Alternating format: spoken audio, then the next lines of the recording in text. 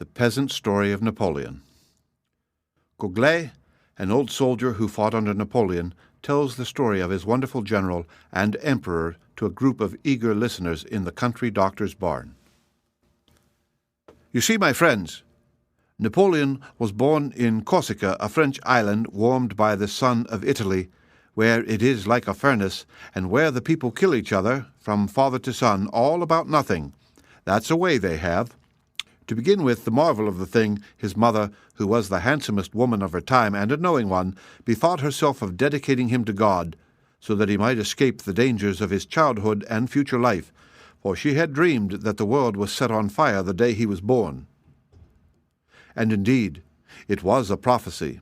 So she asked God to protect him on condition that Napoleon should restore his holy religion, which was then cast to the ground. Well, that was agreed upon, and we shall see what came of it. Follow me closely, and tell me if what you hear is in the nature of man. Sure and certain it is that none but a man who conceived the idea of making a compact with God could have passed unhurt through the enemy's lines, through cannonballs and discharges of grape shot that swept the rest of us off like flies, and always respected his head. I had proof of that, I, myself, at Eylau. I see him now as he rode up a height, took his field glasses, looked at the battle, and said, "All goes well." One of those plumed busybodies who plagued him considerably and followed him everywhere, even to his meals, so they said, thought to play the wag, and took the emperor's place as he rode away. Ho, ho! In a twinkling, head and plume were off. You must understand that Napoleon had promised to keep the secret of his compact all to himself. That's why all those who followed him, even his nearest friends, fell like nuts. Duroc, Bessières, Launay, all strong as steel bars, though he could bend them as he pleased. Beside, to prove he was the child of God and made to be the father of soldiers, was he ever known to be lieutenant or captain? No, commander-in-chief from the start. He didn't look to be more than 24 years of age when he was an old general at the taking of Toulon, where he began first to show the others that they knew nothing about maneuvering cannon. After that, down came our slip of a general to command the grand army of Italy, which hadn't had bread, nor munitions, nor shoes, nor coats, a poor army as naked as a worm. "My friends," said he, "here we are together. Get it into your pates that 15 days from now you will be conquerors. New clothes, good gaiters, famous shoes, and every man with a greatcoat. But, my children, to get these things you must march to Milan, where they are." And we marched, France crushed as flat as a bedbug, straightened up. We were 30,000 bare feet against 80,000 Austrian bullies, all fine men, well set up. I see him now. But Napoleon, he was then only Bonaparte. He knew how to put the courage into us. We marched by night, and we marched by day. We slapped their faces at Montenon. We thrashed them at Rivoli, Lodi, Arcole, Millesimo, and we never let them up. A soldier gets the taste of conquest, so Napoleon whirled round those Austrian generals who didn't know where to poke themselves to get out of his way, and he pelted them well, nipped off 10,000 men at a blow sometimes by getting round them with 1,500 Frenchmen, and then he gleaned as he pleased. He took their cannon, their supplies, their money, their munitions, in short, all that they had was good to take. He fought them and beat them on the mountains. He drove them into the rivers and seas. He bit them in the air. He devoured them on the ground, and he lashed them everywhere. Hey, the grand army feathered itself well. For, d'ye see, the emperor, who was a wit, called up the inhabitants and told them he was there to deliver them. So after that, the natives lodged and cherished us, the women too, and very judicious they were. Now, here's the end of it. In Ventos, 96, in those times, that was the month of March of today, we lay cuddled in a corner of Savoie with the marmots. And yet, before that campaign was over, we were masters of Italy, just as Napoleon had predicted. And by the following March, in a single year and 2 campaigns, we had brought us within sight of Vienna. 'Twas a clean sweep. We devoured their armies one after another, and made an end of 4 Austrian generals. One old fellow with white hair was roasted like a rat in the straw at Mantua. Kings begged for mercy on their knees. Peace was won. Could a man have done that? No. God helped him to a certainty. He divided himself up like the loaves in the gospel, commanded the battle by day, planned it by night, going and coming, for the sentinel saw him, never eating, never sleeping. So, seeing these prodigies, the soldiers adopted him for their father. Forward, march! Then those others, the rulers in Paris, seeing this, said to themselves, "Here's a bold one that seems to get his orders from the skies. He's likely to put his paw on France. We must let him loose on Asia. We will send him to America. Perhaps that will satisfy him." But 'twas written above for him, as it was for Jesus Christ. The command went forth that he should go to Egypt. See, again, his resemblance to the Son of God. But that's not all. He called together his best veterans, his fire-eaters, the ones he had particularly put the devil into, and he said to them like this, "My friends, they have given us Egypt to chew up, just to keep us busy, but we'll swallow it whole in a couple of campaigns as we did Italy. The common soldiers shall be princes and have the land for their own. Forward, march!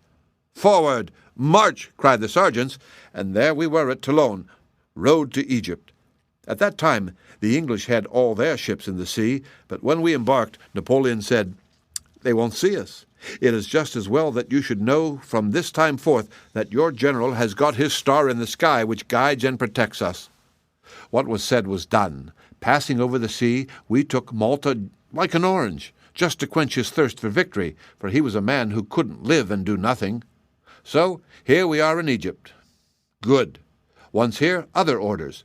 The Egyptians, d'ye see, are men who, ever since the earth was, have had giants for sovereigns and armies as numerous as ants, for, you must understand, that's the land of genii and crocodiles, where they've built pyramids as big as our mountains and buried their kings under them to keep them fresh, an idea that pleased 'em mightily. So then, after we disembarked, the little corporal said to us, "My children, the country you are going to conquer has a lot of gods that you must respect, because Frenchmen ought to be friends with everybody and fight the nations without vexing the inhabitants. Get it into your skulls that you are not to touch anything at first, for it is all going to be yours soon. Forward, march!" So far, so good. But all those people of Africa, to whom Napoleon was foretold under the name Kabir Bonaberdis, a word of their lingo that means the Sultan fires, were afraid as the devil of him. So the Grand Turk and Asia and Africa had recourse to magic. They sent us a demon named the Mahdi, supposed to have descended from heaven on a white horse, which, like its master, was bulletproof, and both of them lived on air without food to support them. There are some that say they saw them, but I can't give you any reasons to make you certain about that. The rulers of Arabia and the Mamelukes tried to make their troopers believe that the Mahdi could keep them from perishing in battle, and they pretended he was an angel sent from heaven to fight Napoleon and get back Solomon's seal. Solomon's seal was part of their paraphernalia which they vowed our general had stolen. You must understand that we'd given him a good many wry faces in spite of what he had said to us. Now, tell me how they knew that Napoleon had a pact with God. Was that natural, do you think? They held it to their minds that Napoleon commanded the genii and could pass hither and thither in the twinkling of an eye like a bird. The fact is, he was everywhere. At last it came to his carrying off a beautiful queen as the dawn, for whom he had offered all his treasure and diamonds as big as pigeons' eggs, a bargain which the Mameluke to whom she particularly belonged positively refused, although he had several others. Such matters, when they came to that pass, can't be settled without a great many battles, and indeed there was no scarcity of battles. There was fighting enough to please everybody. We were in line at Alexandria, at Giza, and before the pyramids. We marched in the sun and through the sand, where some, who had the dazzles, saw water that they couldn't drink, and shade where their flesh was roasted.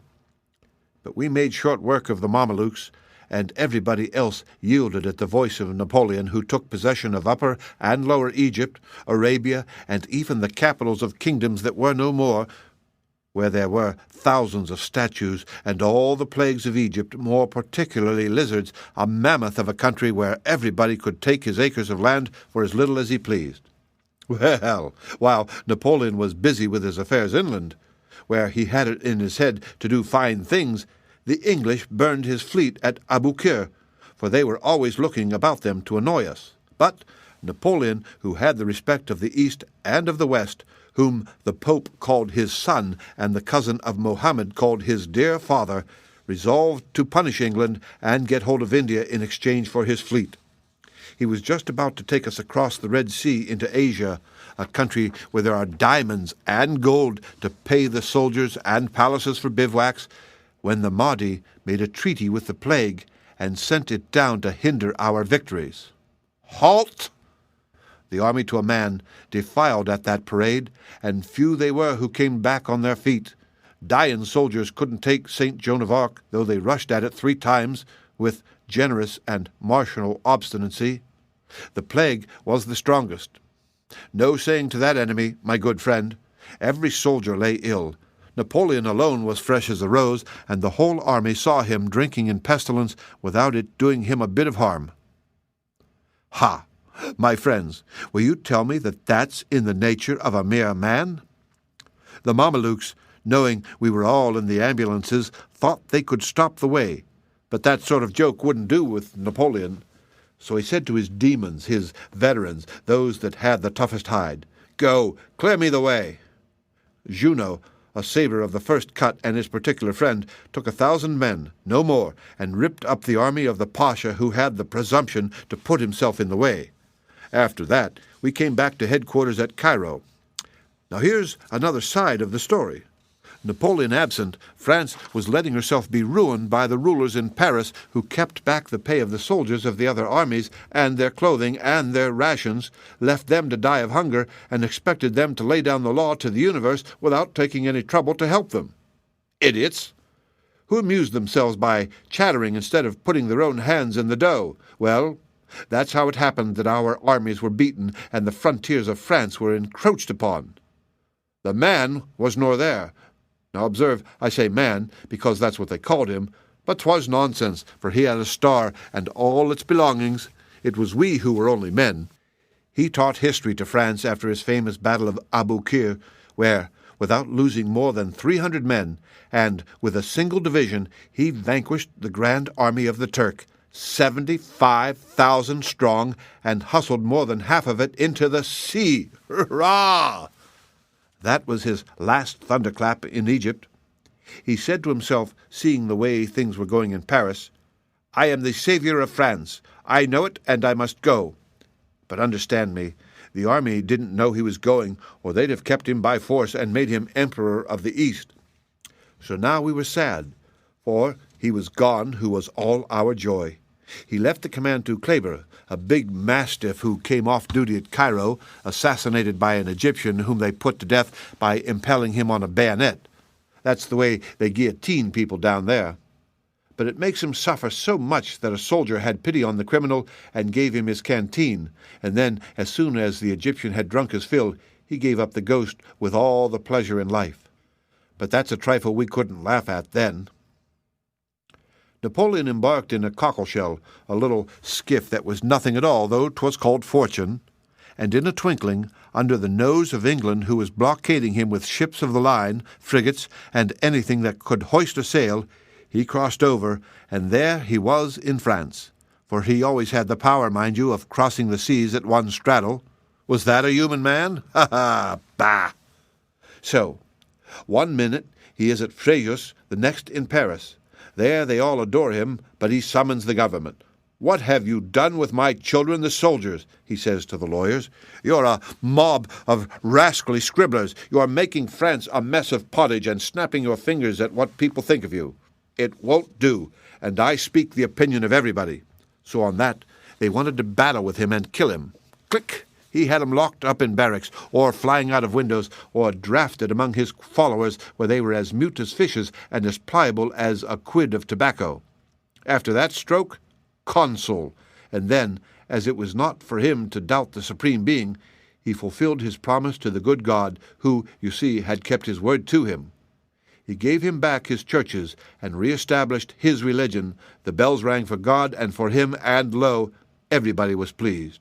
Primo, the priests whom he saved from being harassed. Secundo, the bourgeois who thought only of their trade and no longer had to fear the rapiemus of the law, which had got to be unjust. Tertio, the nobles, for he forbade they should be killed, as unfortunately the people had got the habit of doing. But he still had the enemy to wipe out, and he wasn't the man to go to sleep at a mess table because, d'ye see, his eye looked over the whole earth as if it were no bigger than a man's head. So then he appeared in Italy, like as though he had stuck his head through the window. One glance was enough. The Austrians were swallowed up at Marengo like so many gudgeons by a whale. Hoof! The French eagles sang their paeans so loud that all the world heard them, and it sufficed. "We won't play that game any more," said the German. "Enough, enough," said all the rest. To sum up, Europe backed down, England knocked under, general peace, and the kings and the peoples made believe kiss each other. That's the time when the emperor invented the Legion of Honor, and a fine thing, too. In France, this is what he said at Boulogne before the whole army, every man is brave. So the citizen who does a fine action shall be sister to the soldier, and the soldier shall be his brother, and the two shall be one under the flag of honor. We who were down in Egypt now came home. All was changed. He left us general, and hey, in a twinkling we found him emperor. France gave herself to him like a fine girl to a lancer. When it was done, to the satisfaction of all, as you might say, a sacred ceremony took place, the like of which was never seen under the canopy of the skies. The Pope and the cardinals in their red and gold vestments crossed the Alps expressly to crown him before the army and the people who clapped their hands. There is one thing that I should do very wrong not to tell you. In Egypt, in the desert close to Syria, the red man came to him on the Mount of Moses and said, "All is well." Then, at Marengo, the night before the victory, the same red man appeared before him for the second time, standing erect and saying, "Thou shalt see the world at thy feet. Thou shalt be Emperor of France, King of Italy, Master of Holland, Sovereign of Spain, Portugal, and the Illyrian provinces, Protector of Germany, Saviour of Poland, First Eagle of the Legion of Honor, all." This red man, you understand, was his genius, his spirit, a sort of satellite who served him, as some say, to communicate with his star. I never really believed that, but the red man himself is a true fact. Napoleon spoke of him, and said he came to him in troubled moments and lived in the palace of the Tuileries under the roof. So on the day of the coronation, Napoleon saw him for the third time, and they were in consultation over many things. After that, Napoleon went to Milan to be crowned King of Italy, and there the grand triumph of the soldier began. Every man who could write was made an officer. Down came pensions. It rained duchies. Treasures poured in for the staff, which didn't cost France a penny, and the Legion of Honor provided incomes for the private soldiers, of which I receive mine to this day. So here were the armies maintained as if never before on this earth. But beside that, the emperor, knowing that he was to be the emperor of the whole world, bethought him of the bourgeois, and to please them, he built fairy monuments after their own ideas in places where you'd never think to find any. For instance, suppose you were coming back from Spain and going to Berlin. Well, you'd find triumphal arches along the way with common soldiers sculptured on the stone every bit the same as generals. In 2 or 3 years, and without imposing taxes on any of you, Napoleon filled his vaults with gold, built palaces, made bridges, roads, scholars, fetes, laws, vessels, harbors, and spent millions upon millions, such enormous sums that he could, so they tell me, have paved France from end to end with 5-franc pieces if he had a mind to. Now, when he sat at ease on his throne and was master of all, so that Europe waited his permission to do his bidding, he remembered his 4 brothers and his 3 sisters, and he said to us, as it might be in conversation in an order of the day, "My children, is it right that the blood relations of your emperor should be begging their bread? No, I wish to see them in splendor like myself. It becomes therefore absolutely necessary to conquer a kingdom for each of them, to the end that Frenchmen may be masters over all lands, that the soldiers of the guard shall make the whole earth tremble, that France may spit where she likes, and that all the nations shall say to her, as it is written on my copper coins, God protects you. Agreed, cried the army. "We'll go fish for thy kingdoms with our bayonets." Ha ha! There was no backing down, don't you see? If he had taken it into his head to conquer the moon, we should have made ready, packed knapsacks, and clambered up. Happily, he didn't think of it. The kings of the countries who liked their comfortable thrones were naturally loath to budge, and had to have their ears pulled, so then, forward march!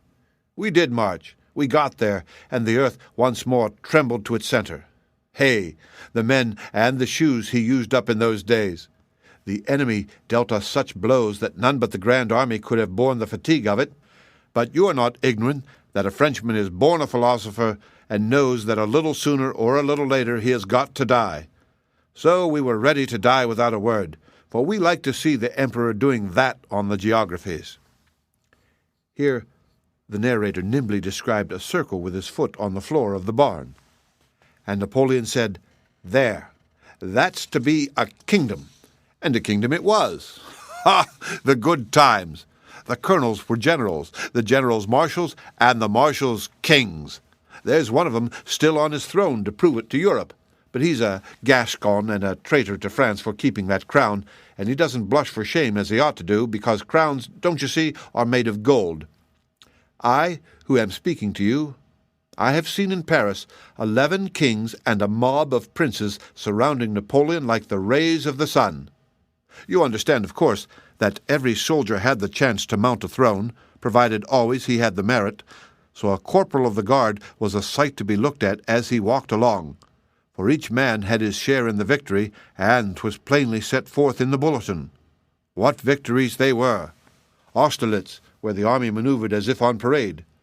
Eylau, where we drowned the Russians in a lake as though Napoleon had blown them into it with the breath of his mouth. Wagram, where the army fought for 3 days without grumbling. We won as many battles as there are saints in the calendar. It was proved then beyond a doubt that Napoleon had the sword of God in his scabbard. The soldiers were his friends. He made them his children. He looked after us. He saw that we had shoes and shirts and greatcoats and bread and cartridges. But he always kept up his majesty, for, don't you see, 'twas his business to reign. No matter for that, however, a sergeant and even a common soldier could say to him, "My emperor," just as you say to me sometimes, "My good friend." He gave us an answer if we appealed to him. He slept in the snow like the rest of us, and indeed he had almost the air of a human man. I, who speak to you, I have seen him with his feet among the grape shot, and no more uneasy than you are now, standing steady, looking through his field glass, and minding his business. 'Twas that kept the rest of us quiet. I don't know how he did it, but when we spoke, he made our hearts burn within us, and to show him we were his children, incapable of balking, didn't we rush at the mouths of the rascally cannon that belched and vomited shot and shell without so much as saying, "Look out!" Why, the dying must needs raise their heads to salute him and cry, "Long live the Emperor!" I ask you, was that natural? Would they have done that for a human man? Well, after he had settled the world, the Empress Josephine, his wife, a good woman all the same, managed matters so that she did not bear him any children, and he was obliged to give her up, though he loved her considerably. But you see, he had to have little ones for reasons of state. Hearing of this, all the sovereigns of Europe quarreled as to which of them should give him a wife. And he married, so they told us, an Austrian archduchess, daughter of Caesar, an ancient man about whom people talk a good deal, and not in France only, where anyone will tell you what he did, but in Europe. It is all true, for I myself who address you at this moment, I have been on the Danube, and have seen the remains of a bridge built by that man, who it seems was a relation of Napoleon in Rome, and that's how the Emperor got the inheritance of that city for his son. So after the marriage, which was a fate for the whole world, and in honor of which he released the people of 10 years' taxes, which they had to pay all the same, however, because the assessors didn't take account of what he said, his wife had a little one, who was King of Rome. Now, there's a thing that had never been seen on this earth. Never before was a child born a king with his father living. On that day, a balloon went up in Paris to tell the news to Rome, and that balloon made the journey in 1 day. Now, Is there any man among you who will stand up here and declare to me that all that was human? No, it was written above. And may the scurvy seize him who deny that he was sent by God himself for the triumph of France. Well, here's the Emperor of Russia that used to be his friend. He gets angry because Napoleon didn't marry a Russian. So he joins with the English, our enemies, to whom our emperor always wanted to say a couple of words in their burrows, only he was prevented. Napoleon gets angry too, and then had to be put to such doings, so he says to us, "Soldiers, you have been masters of every capital in Europe except Moscow, which is now the ally of England. To conquer England and India, which belongs to the English, it becomes our peremptory duty to go to Moscow." Then he assembled the greatest army that ever trailed its gaiters over the globe, and so marvelously in hand it was that he reviewed 1,000,000 of men in one day. "Hurrah!" cried the Russians. Down came all Russia, and those animals of Cossacks in a flock. 'Twas nation against nation, a general hurly-burly, and beware who could. Asia against Europe, as the Red Man had foretold to Napoleon. "Enough!" cried the Emperor. "I'll be ready." So now, sure enough, came all the kings, as the Red Man had said, to lick Napoleon's hand. Austria, Prussia, Bavaria, Saxony, Poland, Italy, every one of them were with us, flattering us. Oh, it was fine. The eagles never cawed so loud as at those parades perched high above the banners of all Europe. The Poles were bursting with joy because Napoleon was going to release them, and that's why France and Poland are brothers to this day. "Russia is ours!" cried the army. We plunged into it well supplied. We marched, and we marched. No Russians. At last we found the brutes entrenched on the banks of the Moscow. That's where I won my cross, and I've got the right to say it was a damnable battle. That was how it came about. The Emperor was anxious. He had seen the Red Man, who said to him, "My son, you are going too fast for your feet. You will lack men. Friends will betray you." So the Emperor offered peace. But before signing, "Let us drub those Russians," he said to us. "Done!" cried the army. "Forward march!" said the sergeants. My clothes were in rags, my shoes worn out from trudging along those roads, which are very uncomfortable ones, but no matter, I said to myself, as it's the last of our earthquakings, I'll go into it tooth and nail. We were drawn up in line before the great ravine, front seats as 'twere. Signal given, and 700 pieces of artillery began a conversation that would bring the blood from your ears. Then, must do justice to one's enemies, the Russians let themselves be killed like Frenchmen. They wouldn't give way. We couldn't advance. "Forward!" someone cried. "Here comes the Emperor." True enough, he passed at a gallop, waving his hand to let us know we must take the redoubt. He inspired us. On we ran. I was the first in the ravine. Ha, ha! My God, how the lieutenants fell, and the colonels, and the soldiers! No matter. All the more shoes for those that had none, and epaulets for the clever ones who knew how to read. "Victory!" cried the whole line. "Victory!" And would you believe it? A thing never seen before. There lay 25,000 Frenchmen on the ground. 'Twas like mowing down a wheat field, only in place of the ears of wheat put the heads of men. We were sobered by this time, those who were left alive. The man rode up. We made the circle round him. Ha! He knew how to cajole his children. He could be amiable when he liked, and feed 'em with words when their stomachs were ravenous with the hunger of wolves. Flatterer! He distributed the crosses himself. He uncovered to the dead, and then he cried to us, "On to Moscow! To Moscow!" answered the army. We took Moscow. Would you believe it? The Russians burned their own city. 'Twas a haystack 6 miles square, and it blazed for 2 days. The buildings crashed like slates, and showers of melted iron and lead rained down upon us, which was naturally horrible. I may say to you plainly, it was like a flash of lightning on our disasters. The Emperor said, "We have done enough. My soldiers shall rest here." So we rested a while, just to get the breath into our bodies and the flesh on our bones, for we were really tired. We took possession of the golden cross that was on the Kremlin, and every soldier brought away with him a small fortune. But out there, the winter sets in a month earlier, a thing those fools of science didn't properly explain. So coming back, the cold nipped us. No longer an army, do you hear me? No longer any generals, no longer any sergeants even. 'Twas the reign of wretchedness and hunger, a reign of equality at last. No one thought of anything but to see France once more. No one stooped to pick up his gun or his money if he dropped them. Each man followed his nose and went as he pleased without caring for glory. The weather was so bad the emperor couldn't see his star. There was something between him and the skies. Poor man, it made him ill to see his eagles flying away from victory. Ah! 'Twas a mortal blow, you may believe me. Well, we got to the Beresina. My friends, I can affirm to you by all that is most sacred by my honor, that since mankind came into the world, never was there seen such a fricassee of any army, guns, carriages, artillery wagons, in the midst of such snows, under such relentless skies. The muzzles of the muskets burned our hands if we touched them, the iron was so cold. It was there that the army was saved by the Pontiers, who were firm at their post, and there that Gondrin, sole survivor of the men who were bold enough to go into the water and build the bridges by which the army crossed, that Gondrin, here present, admirably conducted himself and saved us from the Russians, who, I must tell you, still respected the Grand Army, remembering its victories.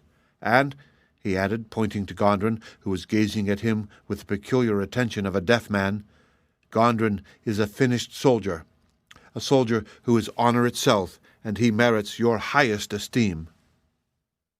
I saw the emperor, he resumed, standing by the bridge, motionless, not feeling the cold. Was that human? He looked at the destruction of his treasure, his friends, his old Egyptians. Pah! All that passed him, women, army wagons, artillery, all were shattered, destroyed, ruined. The bravest carried the eagles, for the eagles, d'ye see, were France, the nation, all of you. They were the civil and the military honor that must be kept pure. Could their heads be lowered because of the cold?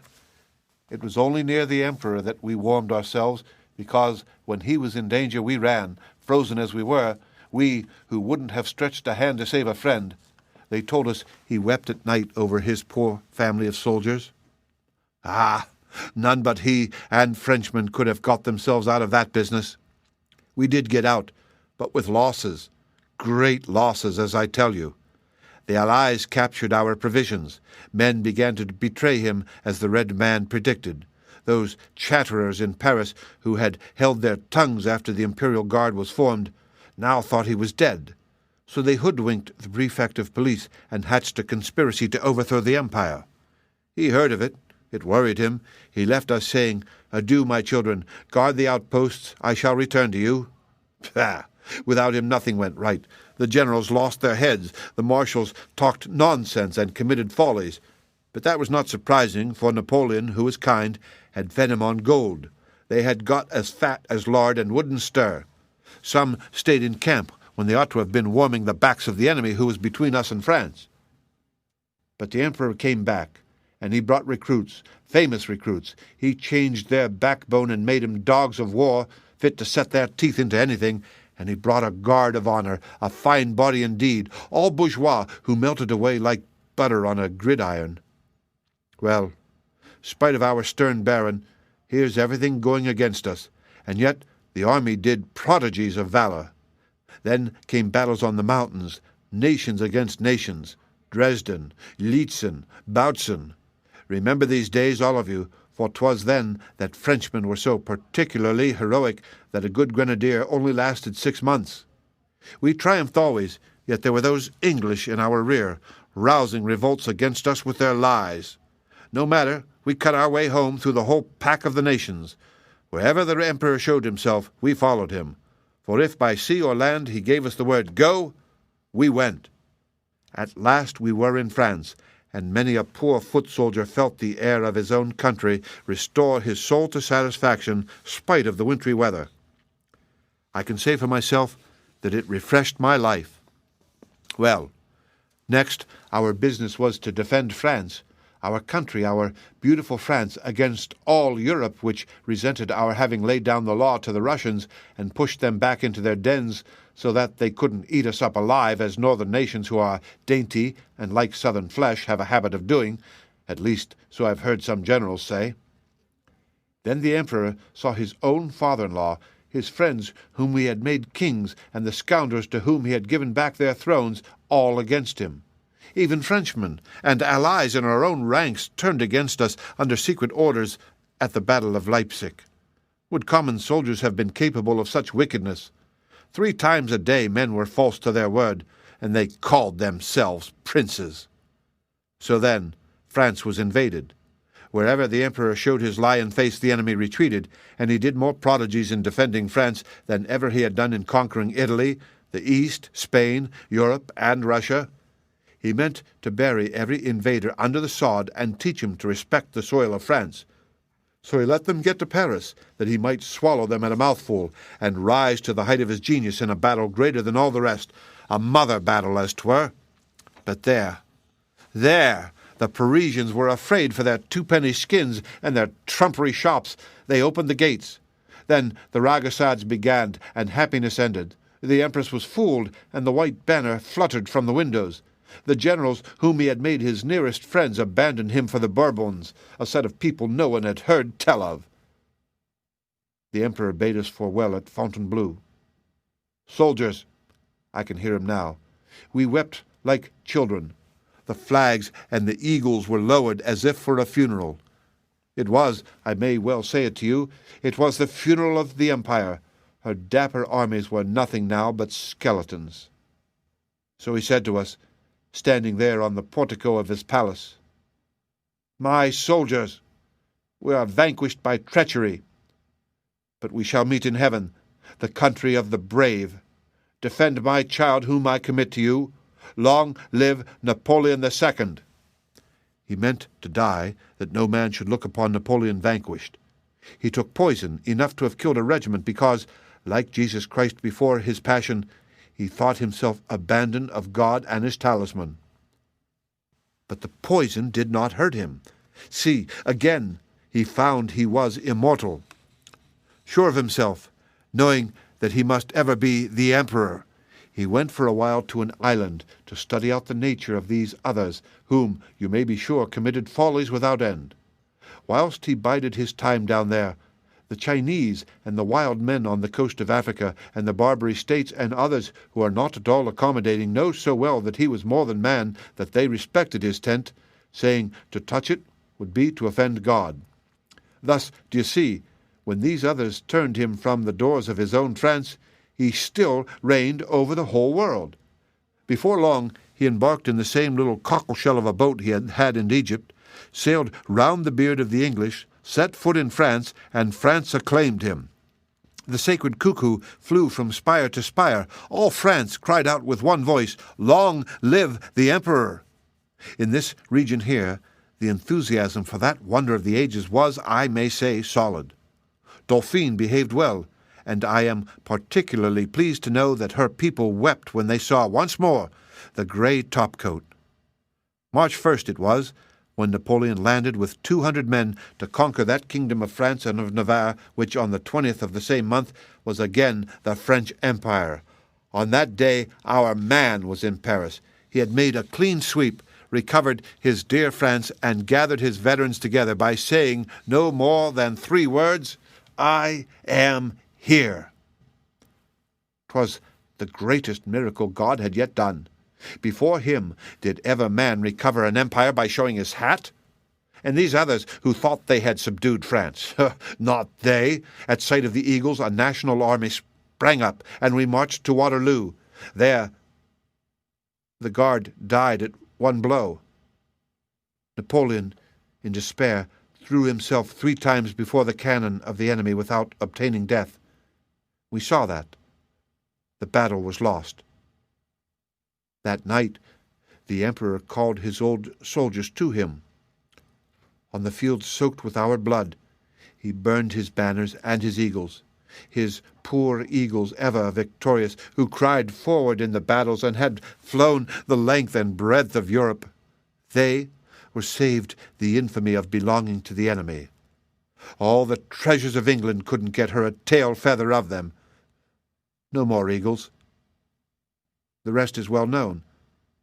The red man went over to the Bourbons like the scoundrel that he is. France is crushed. The soldier is nothing. They deprive him of his duties. They discharge him to make room for broken-down nobles. Ah, 'tis pitiable. They seized Napoleon by treachery.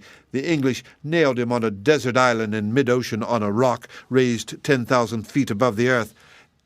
And there he is, and will be till the red man gives him back his power for the happiness of France. These others say he's dead. Ha! Dead. 'Tis easy to see they don't know him. They tell that fib to catch the people and feel safe in their hovel of a government. Listen! The truth at the bottom of it all is that his friends have left him alone on the desert isle to fulfill a prophecy. For I forgot to say that his name, Napoleon, means Lion of the Desert. Now, this that I tell you is true as the gospel. All other tales that you hear about the emperor are follies without common sense, because, you see, God never gave to child of woman born the right to stamp his name in red as he did on the earth which forever shall remember him. Long live Napoleon, the father of his people and of the soldier. The end. Read by Rick Kistner for Lit2Go.